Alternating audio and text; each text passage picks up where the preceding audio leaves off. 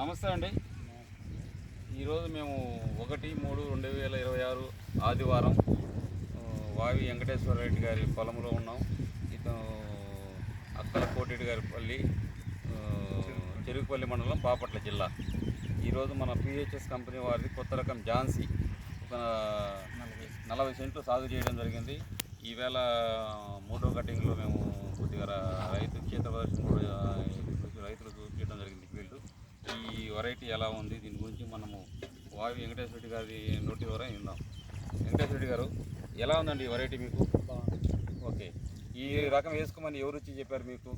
మీరు ఏమన్నా ఫీల్డ్ చూసారా, లేదంటే మా ఎంప్లాయ్ వచ్చి మీతో ఏమన్నా కలిసి ఈ రకం ఎలా చేశారు? మా ఎంప్లాయ్. ఓకే, ఇంతకుముందు మా కంపెనీ గురించి ఏమైనా అనుభవం ఉందా? అంతకుముందు ఏ రకాలు వేసారు మీరు? 1145 సూపర్ చేశారు. ఓకే ఓకే ఓకే ఓకే సత్య పిహెచ్ఎస్ కంపెనీ సత్య. ఓకే ఓకే ఓకే కాకర్లు కూడా వేశారు. మీరు మాకు బ్రాండ్ ఫార్మర్. వావి వెంకటేశ్వర రెడ్డి గారు పిహెచ్ఎస్ కంపెనీ బ్రాండ్ ఫార్మర్ మాకు. ఇప్పుడు ఇది నాటి ఎన్ని రోజులు అవుతుందండి? ఇది మీకు 40 సెంట్లు అంటున్నారు కదా. మొదట కోత ఎన్ని బస్తాలు వచ్చింది? 36 బస్తాలు వచ్చింది. రెండో కోత 82 బస్తాలు. సూపర్. ఇప్పుడు ఈరోజు మూడో కోత అవుతుంది. ఎంత రావచ్చు అనుకుంటున్నారు? 100 బస్తాలు. సూపర్. ఓకే, 100 బస్తాలు 50 కిలోలు. ఎలా ఉందమ్మా కోయడానికి? ఎలా ఉంది తల్లి? ఈజీగా ఉందా?